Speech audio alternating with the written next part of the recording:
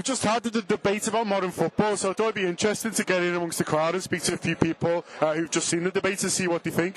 So I'll start to my right first. Any particularly interesting things you found? Anything you'll take from this, what you've seen? I thought there was a lack of policy and a lack of action of what actually fans could do. All the points that were made were valid. Yeah, it's terrible. We play too much football. The clubs are taking us for a ride. But what can fans actually do? It's all very well saying, yeah, we should all unite. We should do this, that and the other. But really, it's bottom line, it's money. We need to withhold money. But you know as well as I do that I've been a season ticket holder at Liverpool for 20 years. If I give my season ticket, I am not going to get it back.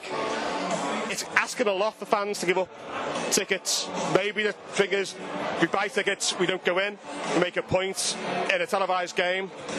A little bit uncomfortable with what Jay McKenna was saying about stopping Sky broadcasting. How do you do that without breaking the law? I think that... Well, you don't, You don't. And that gives an open goal to all the people who want to do us down. We've got to win public minds as well. You know, basically, it is political. Yeah. It's like a political party.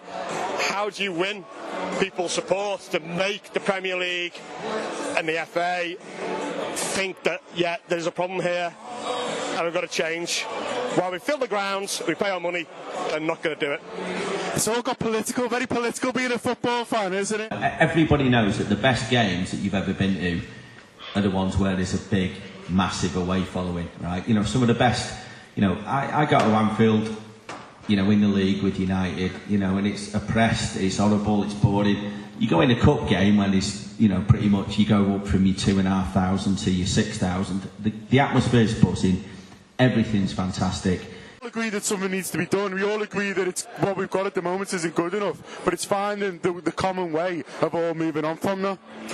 No, I totally agree, to be honest. I think the best point for me was made by I don't know his name, the lad from Essex, who said that Ian, you've got to buy your ticket and not go. So then, I know that's still giving the clubs money, but it would be, in a highly televised game, it would be the best way of protesting and also making sure that season tickets like Steve, season ticket holders don't lose a season ticket.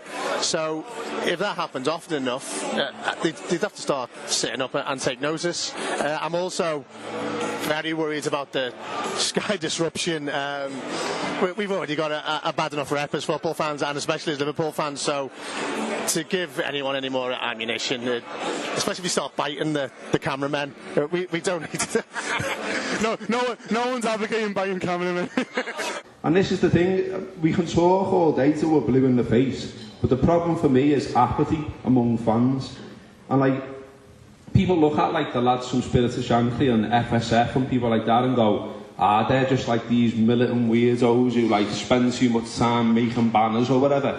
They're the right people in this, and people need to get behind that and pay tenors and join the FSF and get out there and do something, because it's not going to change until we do that. How do you think the show went? Do you think it flowed well?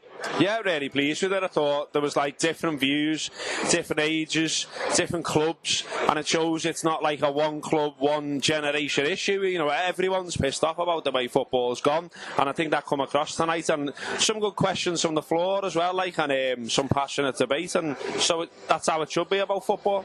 You're absolutely criminalised. You are treated like a criminal if you are a Brighton supporter going to Crystal Palace away. And I've been to Crystal Palace away, and it's shit. It seems to be difficult for football fans, Jay, to all agree on the way forward. We all agree something's bad. We all agree it's a problem. But what are we all going to do about it? And I think it is finding that idea that everyone can get behind. It's the real challenge, isn't it? It is. We've got to have this debate, though. What we've never had is we've never had the chance to sit down, or we've never even thought of the idea of sitting down and talking to each other. And, you know, tonight we've heard people saying, I don't think that should work, and I think you should do this, and I think you should do this. And until we actually start talking to each other and working together, only then can we formulate that middle ground. You know, I used the analogy when I was on the stage, and I'll use it again now. There's all these circles where people sit and I think this and I think that, and somewhere all them circles cross over, and that bit in the middle where they all cross over is where we start, where we're all mates with each other. And United think the Premier League are doing something wrong, and someone thinks we shouldn't target Sky. Well, let's leave that bit out for now. But until these people start contributing to the debate, and they haven't so far. Only, we can't really listen to their viewpoint until they start giving us it. So people need to start just accepting, well, I've got a view and I'm going to share it. I might not change it overnight, but I'm going to participate in this, and I'm going to give my all, and then I'm going to say, well, we all agree on this bit, so I'll agree to do that. Proper democracy, I suppose. I think you made a good point, Gareth, when you talked about your son and said it's really, really difficult to justify taking your kids to the game because it's so hard to get kids prices and it's difficult to take them. I mean, we're going to lose a generation of fans that are going to grow up not going to the game, aren't they? And then how do you hook them on later when they haven't got into it young, Well, I've only been going. I mean, like, I'm 36. I only started going the game when I was 16, and I could go the game then, Liverpool, for a $5. And like, inflation hasn't matched the way ticket prices have gone. It's absolutely ridiculous. And I'm trying to get my lads into footy. I want them to be passionate about footy, but I can't take them to Anfield. Not for that. I can't justify it. 815 quid for myself for my season ticket, and then 50 quid a game for him. And then and then you've got the problems of we wouldn't actually be sitting together. There's only a small bit in the Annie Road where there's actually kids tickets available, and even then you've got to buy an adult ticket with it. It's all wrong for me. You've got to be encouraging the next generation to get behind football. It's just all short-termism at the moment. And I've actually, to give my lad his fix and get him into footy, I've ended up taking him to Marine, like the local non-league club, and he loves that. But I mean, let's be fair, it's not the same standard of footy, is it? You know what I mean? And it's not what I fell in love with. Exactly right. I turned up and I can remember it like yesterday, the first time I stood on the cop, the first time I saw a pitch, the first time I saw players I idolised that were on my wall. I mean, my lad hasn't got pictures of Marine on his wall, you know what I mean? And is there like a poster of Marine somewhere? If there is, I think it might be in the Crosby Herald or something, mate. But I want a Marine poster in my bedroom.